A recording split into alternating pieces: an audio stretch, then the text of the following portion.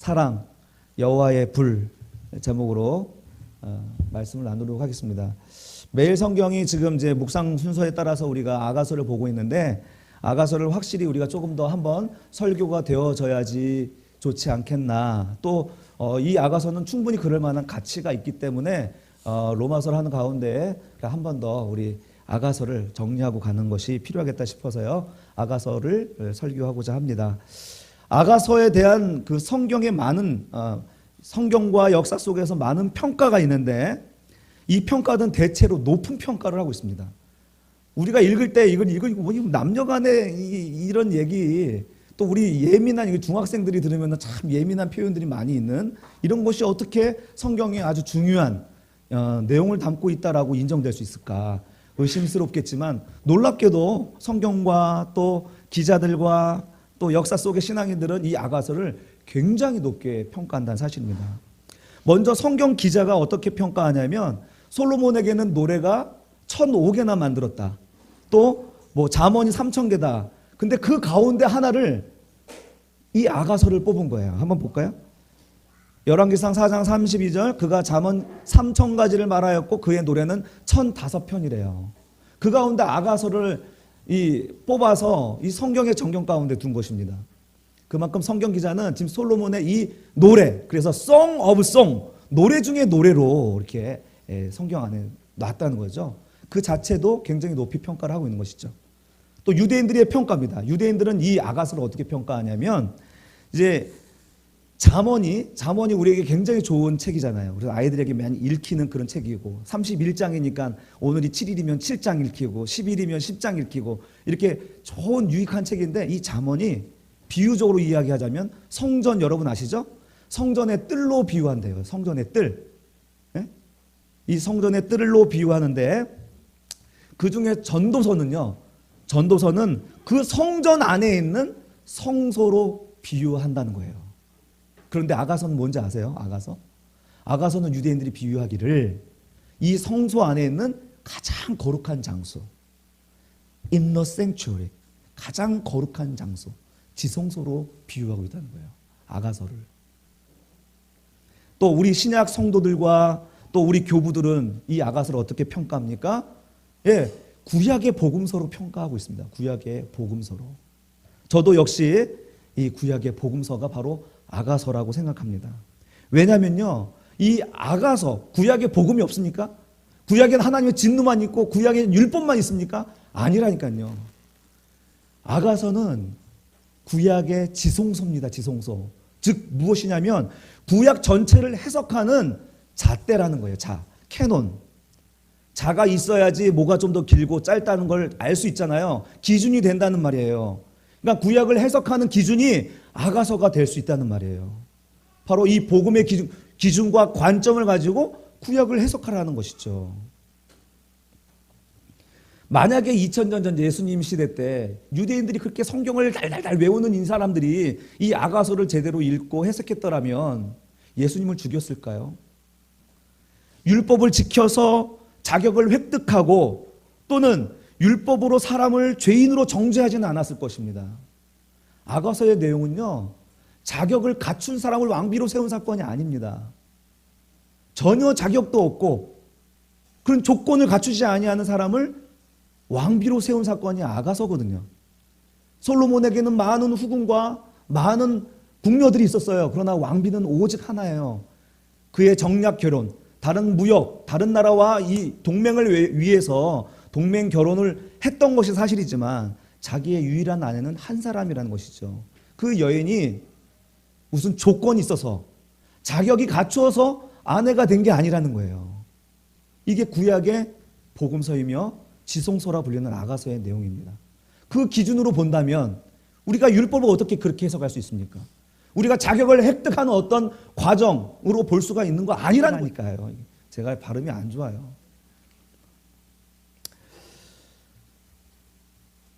그래서 이 아가서에 대한 이해가 부족하니까 그렇게 성경을 그냥 문자적으로는 알고는 있어도 정말 복음으로 오신 그 아가서의 대상, 신랑으로 오신 예수님을 알아보지 못하고 십자가에 죽인 거 아닙니까? 문자적으로 완전히 이해하고 암송했어요, 그 사람들이. 그런데 예수를 몰라보잖아요. 신랑을 몰라보잖아요. 지금도 이 책에 대한 이해가 부족하기 때문에 이 책은 단순 남녀 간의 사랑 이야기처럼 또는 부부관계의 어떤 한 모델처럼 이렇게 읽혀주고 만다면 이건 아가서를 잘못 이해하는 것입니다. 먼저 아가서는요, 구약 성도들을 대상으로 쓰였기 때문에 이 아가서는 비유적으로 하나님과 이스라엘 관계를 이야기하고 있습니다.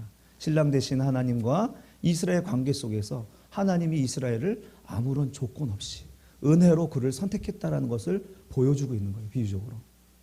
그러나 여러분, 이 책은 언제 읽혀졌냐면 유대인들이 이 절기 때 성문서를 읽는 게 있어요. 근데 이 아가서는 6월절에 읽혀집니다. 왜 6월절에 읽혀질까요? 여기서 바로 우리가 기독론적으로 이 아가서를 읽을 가능성이 여기에 있는 거예요.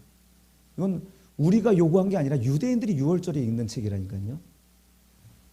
그래서 오늘날 우리 기독교 신자, 신약 신자들에게 있어서 이 아가서는 어떻게 받아들여지냐면 그리스도와 교회의 관계로 읽혀지는 것입니다. 우리 신랑 되신 주님과 그를 기다리는 교회, 술람미 여인이 바로 우리 교회를 지칭하는 것입니다. 아가서는요, 읽고 바로 이해하기가 어려워요. 그들의 문학이 읽는, 기록하는 방식이 우리와 너무나 다르기 때문에 이거 뭐 읽다 보면 이거 누가 얘기하는지 모르잖아요. 그래서 오늘 그 아가페 번역 성경으로 읽은 것은 거기에 누가 읽는지 가로로 다 표시되어 있죠. 이건 합창이고, 이건 여자가 말한 거고, 이건 남자가 말한 것이고 하는 것이 나왔기 때문에 아, 이런 내용이구나라는 것이 어느 정도 이제 이해가 되는 것이죠.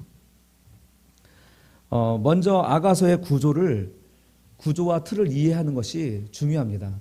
이거를 그냥 그런 구조와 틀 없이 뭐 수십 번, 뭐 100번 읽어도 이해가 잘 안 될 거예요. 물론 되긴 하겠지만 그러다 보면 틀이 생기는 거니까. 그러나 미리 이 틀을 정리하고 이 구조를 정리하고 이 아가서를 읽으면 훨씬 이해가 잘 됩니다. 이 구조에 대하여 많은 의견들이 있습니다. 예, 많은 의견들이 있어서 이 문헌에 대해서 많은 이견들이 있어요. 특별히 왜 신랑이 떠나냐. 여러분 아가서 좀 혹시 계속 문자 지금 우리 큐티를 하고 있는데 지금 보고 계시죠? 나 지금 보고 계시다는 전제하에서 말씀드리는 거예요. 지금 읽다 보면 왜 신랑이 떠나는 이야기가 나오냐 하는 거예요. 신랑이 떠나는 이야기들. 그래서 많은 주석가들이 이걸 어떻게 표현하냐면 하나님의 임재 단절을 이야기하는 거예요. 임재 단절. 그래서 임재 단절의 이유를 어디서 찾냐? 그 여인의 죄에서 찾는다는 거예요. 그러면 아가서의 전체적인 통일성을 잃어버리는 거예요. 자, 무조건적인 사랑으로, 그래서 아무 조건과 자격 조건 없이 그를 선택했는데 자격을 따져가지고 죄를 졌으니까 다시 돌아간다? 이거는 성경의 메시지와 조건이 맞지 않는 거예요. 맥락이 전혀 다른 것이죠. 저는 ESV 성경을 가지고 이제 성경을 좀 많이 묵상하는데요. 거기에 해설에도 저와 같은 생각을 갖고 있습니다. 이 부분은 뭐냐면 꿈이라는 거예요. 꿈. 의심과 불안으로부터 비롯된 꿈. 이게 이 여인의 심상이 꿈으로 나타나는 것입니다. 지금 여인은 조건 없는 사랑을 받습니다. 그것도 절대 군주, 가장 이스라엘 역사상 가장 강력했던 왕권의 군주가 그 유일한 왕비로 자기를 선택했다는 거죠. 자격도 없고 그럴 만한 조건을 갖추지도 않은 자기를 이렇게 왕비로 삼아 준 거에 대해서 여러분 이런 사랑을 받아본 적이 없으니까 잘 가늠을 못 하시는 것 같은데 이런 사랑을 내가 받았다면 이런 의심 들지 않겠습니까? 내가 뭔데 나를 이렇게 사랑해 주지? 그냥 나 갖고 놓은 거 아니야? 이러다가 나 떠나버리면 그럼 나는 지금 이 공허한 가슴 어떡하지? 이런 불안함 안 생길까요? 너무 큰 사랑을 받으면 이런 불안함이 생겨요. 뭔가 사람들은 조건과 이유, 이 원인과 결과가 분명해야지 내가 이거 받아들이고 수용할 수 있는데 지금 이 여인이 생각할 때는 이해할 수 없는 사랑을 내가 받은 거예요. 그런데 갑자기 이 사람이 떠나면 어떻게 하지 하는 그런 불안함, 내가 그 사랑을 받은 거에 대한 기쁨과 동시에 불안함도 함께 있는 것이죠. 이 불안한 심상이 이 꿈으로 나타났다라는 것입니다. 어떻게 나 같은 사람이 구원을 받을 수 있지? 하나님의 은혜를 경험한 사람들의 공통적인 모습입니다. 하나님의 임재 체험을 경험한 사람들의 공통적인 특징이 바로 이런 감정인 거예요. 그래서 내가 이 은혜를 받을 만한 사람이 아닌데 저 먼지만도 못한 사람이란 걸 인식하면서 하나님의 이 은혜에 대해서 정말 기쁘면서도 하나님에 대한 그 사랑이 두렵기도 한 거예요. 그것을 경외라고 하는 거예요. 경외. 두려우면서도 그를 존경하는 그 마음이 제대로 느껴지는 것이죠. 우리가 그 하나님의 사랑을 제대로 깨달아 보지 않았기 때문에 이 감정을 잘 모르지만 이 하나님의 임재 체험, 하나님의 놀라운 사랑을 알게 되면 이 하나님의 그 사랑, 이해할 수 없는 사랑에 대하여서 우리는 종종 갈등하게 되고 고민하게 되는 거예요. 내가 어떻게 이런 사랑을 받지? 이 사랑을 받았다 할지라도 우리 생활이 완전히 변화됩니까? 아니잖아요. 여전히 우리는 육신적으로 살아가요. 육신적으로 살아가는 내 연약함에 직면하게 되면 난 정말 아닌데 나 정말 주님이 사랑하실까? 난 그럴 만한 사람이 못 된 것 같아. 난 구원받지 못한 것 같아. 이런 질문 안 해보셨어요, 여러분? 하나님의 은혜를 받고 그 풍성함을 경험한다고 해서요, 우리가 완전한 의심이 사라지는 건 아닙니다. 이것은 우리가 생명이 끝나는 날까지 계속될 겁니다. 주님이 오시는 날까지 나 자신과의 싸움이 계속될 것입니다. 이것을 우리는 믿음의 싸움이라고 하는 거예요. 믿음의 싸움은 다른 사람들과 싸우는 게 아니라 나와 싸움이에요. 나와의 싸움. 여러분, 이 술람미 여인의 두 번의 꿈이 이제 아가서에 등장합니다. 처음에 떠났다가 바로 돌아오는 그 내용이 있었고, 두 번째는 떠나서 나타나지 아니하는 그 모습 때문에 이 여자는 굉장히 당혹스러워합니다. 자, 이 장면을 한번 구조 속에서 한번 봤으면 좋겠습니다. 자, 한번 보세요. 제가 아가서의 내용들을 이렇게 한번 구조를 나눠봤습니다. 주보에도 실어놨어요. 안에다가 1절부터 또 첫 번째 단락 보면은 두 사람의 만남과 서로를 향한 사랑의 고백이 나오죠. 예, 이제 술람미 여인을 만나면서 그 사랑을 고백하는 내용이 이제 2장 7절까지 나옵니다. 그리고 2장 마지막 절에 보면은 이 신랑이 청혼해요. 예, 봄으로 초청을 합니다. 예, 나의 사랑, 나의 어여쁜 자야. 예, 이제 나와 함께 가자. 이제 겨울도 지났고 봄이 되었으니 나와 함께 가자. 이게 청혼하는 장면입니다. 그리고 결혼을 약속하죠. 그리고 3장 이제 5절부터는 이 약속 청혼을 받았는데 이 여인이 불안한 속에서 첫 번째 꿈을 꿉니다. 첫 번째 꿈을 꿔요. 그렇게 꿈을 꾸고 불안한 심정으로 이렇게 잠에서 깨어났는데 현실은 어떻습니까? 3장 마지막 절까지 보면은 여인을 태울 솔로몬의 가마가 도착하는 거예요. 자, 솔로몬의 가마가 도착을 해요. 그래서 4장 1절부터 4장 16절까지 이 가마에 태울 그 술람미 여인을 향한 신랑이 이제 세레나데를 부르는 겁니다. 신부를 향한 사랑의 노래가 아주 길게, 혹시 알았을까요? 그 여인이 불안해하는 심성을 알았을까요? 아주 길게 신랑이 신부를 향하여서 사랑의 노래를 부릅니다. 그리고 또 그런 가운데서 또 5장 1절부터 6장 3절까지 또 불안함 속에서 꾸는 두 번째 꿈, 신랑이 떠나는 꿈을 또 꾸는 거예요. 예. 그러나 또 잠에서 깨어나면 또 신랑이 신부 앞에서 설득과 또 사랑의 노래를, 고백을 계속해요. 그러다가 보니까 이 여인이 나도 모르게 이제 그 솔로몬의 그 가마, 마차에 올라타는 내용이 6장 13절까지 나옵니다.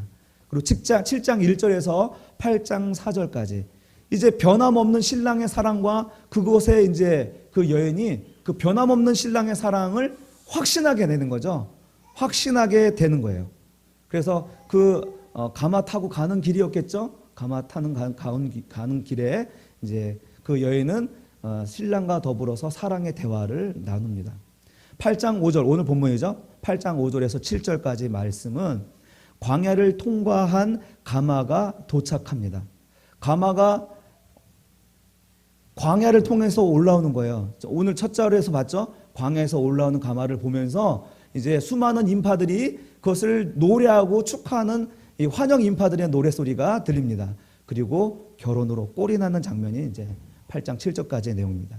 그리고 마지막 8장 8절에서 8장 14절까지의 내용은 부록과 같은 내용이에요. 예루살렘의 딸들이 묻죠. 어떻게 너는 그렇게 사랑을 받았니? 나에게 비결을 알려줘라. 우리에게 아주 어린 동생들이 있는데 얘네들이 혹시 청혼이라 받게 되면 우리는 어떻게 해야 되지? 이렇게 질문을 던지죠. 아니야, 아무것도 하지 마.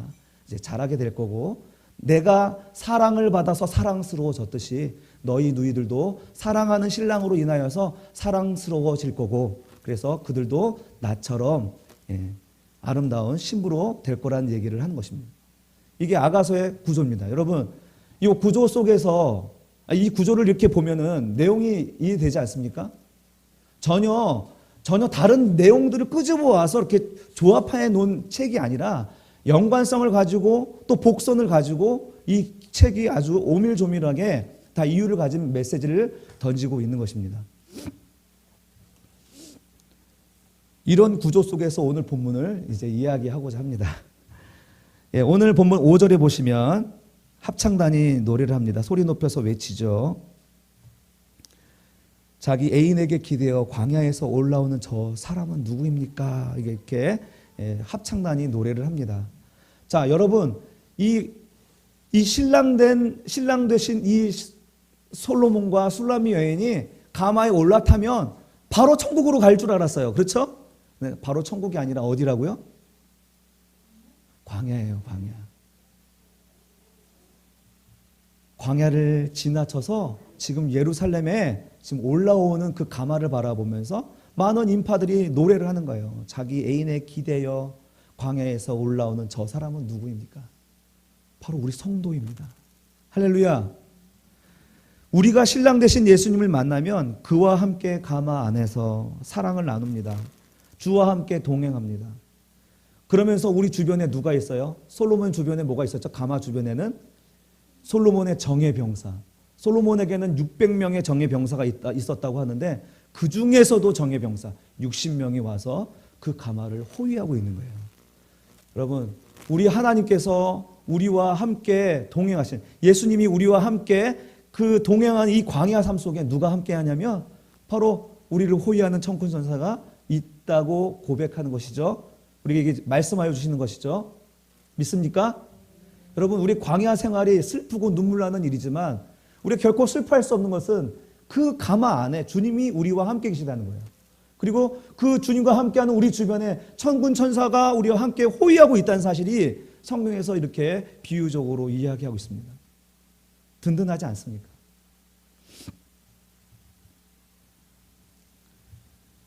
여러분, 성도들은 분명히 광야를 통과하는 삶을 살아야 합니다. 광야를 거절할 수가 없고 거부할 수도 없습니다. 왜? 그것은 우리의 숙명이고 그것을 통하여서 우리는 믿음으로 나갈 수 있기 때문에 그렇습니다. 그 여정 속에서 그 여인은 끊임없이 의심과 불안이 뒤섞여 있었지만 그 여정에서 의심과 불안함과는 정반대편에서 우리 주님은 변함없는 사랑을 보여주시면서 그 사랑으로 인하여서 여인이 확신에 거하는 것, 바로 우리들이 우리 주님을 믿는 모습이 바로 이와 같다는 것입니다. 주님은 이 거친 광야, 이 들판을 우리와 함께 통과하시면서요, 결국 우리에게 확신을 주시는 것입니다. 내가 주님을 확신하는 게 아니고 이 광야를 통과하면서 주님이 변함없는 사랑을 우리에게 보여주심으로 우리가 확신에 거하는 것입니다. 주님은 우리를 확신케 하시기 위해서 끊임없이 사랑의 고백을 하시고 사랑의 행위를 하시면서 사랑의 어떤 역할들, 그 일들을 우리 가운데서 역사하신다는 거예요. 그러면 우리는 그 사랑에 힘입어 확신 안에 거하는 것입니다. 내가 확신한다고요? 우리는 불안함 가운데, 내가 확신하려고 하면 할수록 우리는 불안함 가운데 악몽을 꿀 수밖에 없는 거예요. 이 여인처럼. 거친 들을 통과한 가마는 많은 인파 속에서 큰 환대와 기쁨을 받으면서 등장하고 있습니다. 덩달아 술람미 여인도 큰 기쁨에 쌓이며 신랑을 향하여서 이렇게 고백합니다. 우리 같이 읽어볼까요? 이것을 우리 새번역 성경으로 했습니다. 새번역 성경으로 하니까 좀 감동이 더 오는 것 같아요. 한번 같이 읽어봅시다. 시작. 도장 새기듯 임의 마음에 나를 새기세요. 도장 새기듯 임의 팔에 나를 새기세요. 사랑은 죽음처럼 강한 것, 사랑의 시샘은 저승처럼 잔혹한 것, 사랑은 타오르는 불길, 아무도 못 끄는 거센 불길입니다. 바닷물도 그 사랑의 불길 끄지 못하고 강물도 그 불길을 잡지 못합니다. 남자가 자기 집 재산을 다 바친다고 사랑을 얻을 수 있을까요? 오히려 웃음거리만 되고 말겠지요. 그 여인이 이제 그 확신 가운데에서 지금 그 신랑 되는 솔로몬에게 이렇게 고백을 하는 것입니다. 여러분, 이것은 하나님이 이스라엘 향한 실제적인 감정을 이 여인이 노래하고 있습니다. 하나님이 이 여인을 향하여서 이미 도장 새기듯 그 마음속에 새기셨고 이미 그 자기의 팔에 그 여인을 새기셨다는 것이죠. 죽음처럼 강한 사랑을 하시고 정말 저승처럼 강한 시샘으로 하나님은 우리를 사랑하여 주셨습니다. 죽음은 모든 것을 허물어뜨리는 아주 강한 힘입니다. 사탄의 가장 강력한 무기가 무엇입니까? 사탄의 가장 강력한 무기는 죽음입니다. 세상의 권력자도 엄청난 부를 축적한 사람도 이 죽음 앞에서는 벌벌 떠는 것입니다. 여러분은 죽음이 무섭지 않습니까? 뭐 때문에 죽게 될 건데 이렇게 악착같이 사십니까? 죽음은 모든 것을 허무로 만들어버리는 강력한 무기입니다. 세상에 죽음보다 강한 것이 무엇이 있을까요?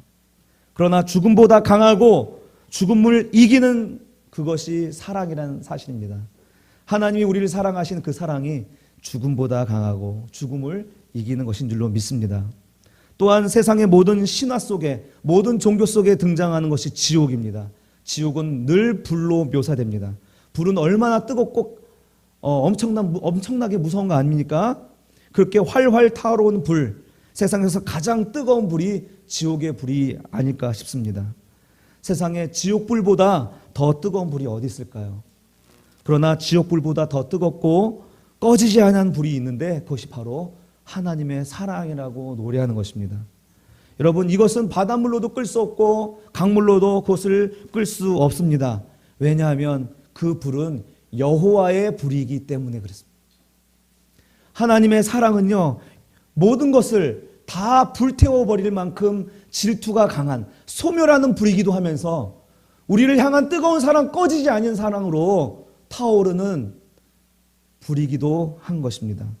여러분, 그 사랑으로 지금 우리가 사랑받고 있는 존재인 줄로 믿습니다.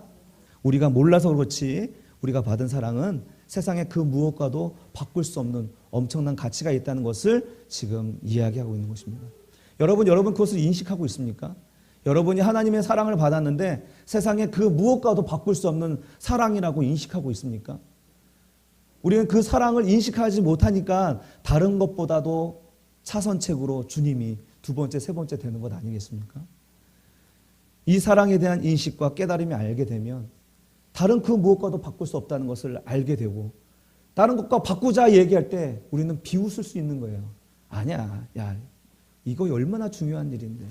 내가 주님을 믿고 주님 신앙생활하고 말씀 보고 기도하는 것이 나에게 얼마나 중요한 일인데 이것을 나중에 하자고 그러니 안 돼. 비웃을 수 있다는 거죠. 우리 14절입니다. 14절. 같이 읽어볼까요? 시작. 나의 사랑하는 이시여 빨리 오세요. 향나무 우거진 산들을 달리는 노루나 젊은 수사슴처럼 달려오세요.